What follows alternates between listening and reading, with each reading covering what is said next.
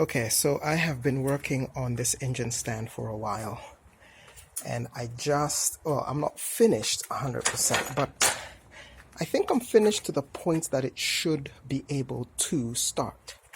So I just powered up the control panel for the first time, which is there.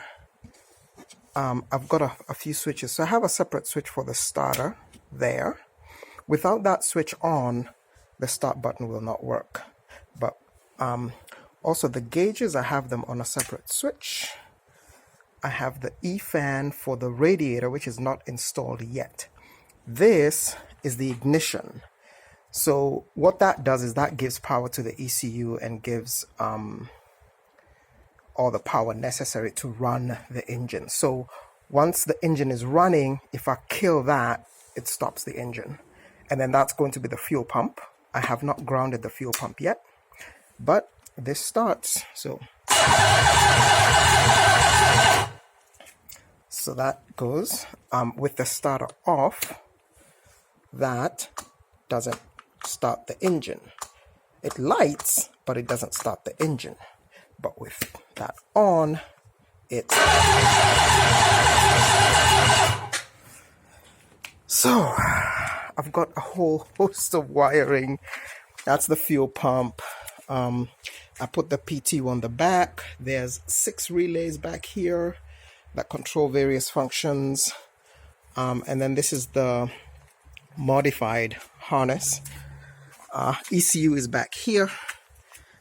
It's running off of an automatic transmission bell housing so that I can have the starter attached to it.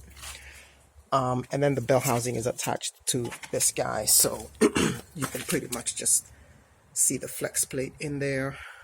And this also gives me the option of running a dyno using a drive shaft on a separate cart. So that may be the next thing to do. Battery is down there, running off of this cable, and this cable gives the main power. Yeah, so this is very exciting. So now I have to continue with the fuel delivery and finishing up. I used a bunch of PVC for the intake. The MAF is under the control panel, and it just runs on some PVC piping, and this gives you idle. So yeah, here's a slight follow-up to the first video. So I just plugged in the fuel pump, and we got fuel.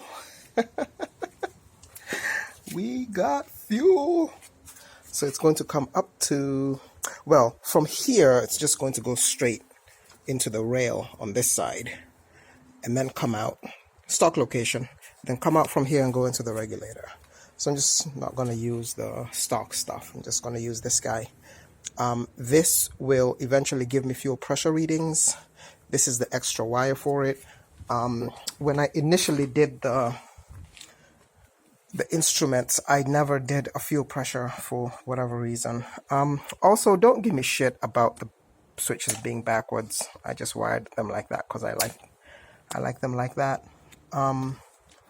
So yeah, so now we have fuel. Now I just need to plumb the fuel. I'm going to use this hard line, so I'm going to attach it somehow.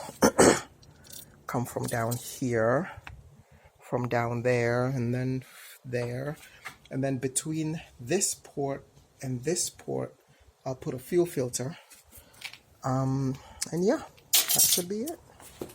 Okay, let's see if it starts. Try that.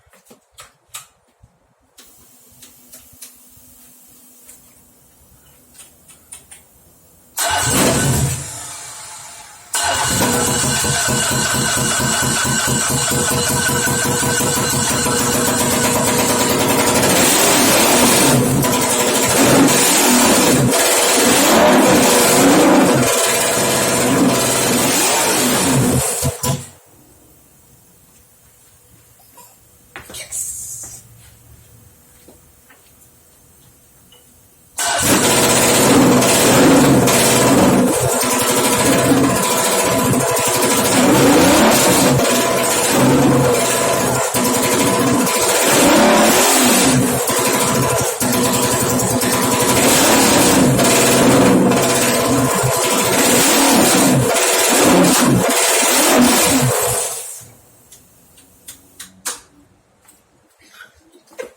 Okay, so on, fuel pump starts going, starter, ignition, and well, gauges and ignition. Then this is my gas pedal over here. So yeah, so it's going to be difficult to do this thing, but okay, let's see if we can do that. Whoa. The phone fell. Alright, let's see if we can do it from down here. Ah, there we go.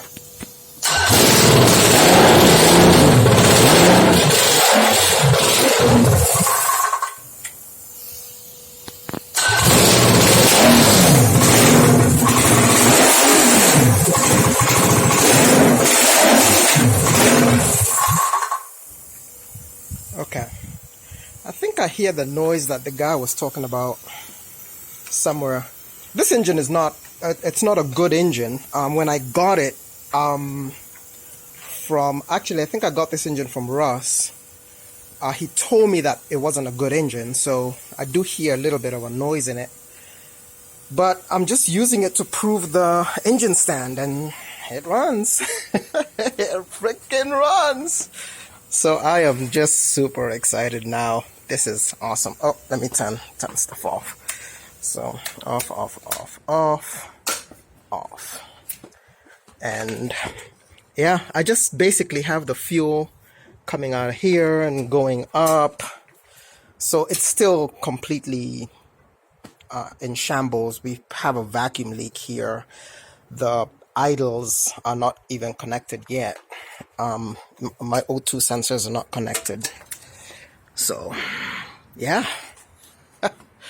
Oh my god, this is so exciting. It's so exciting.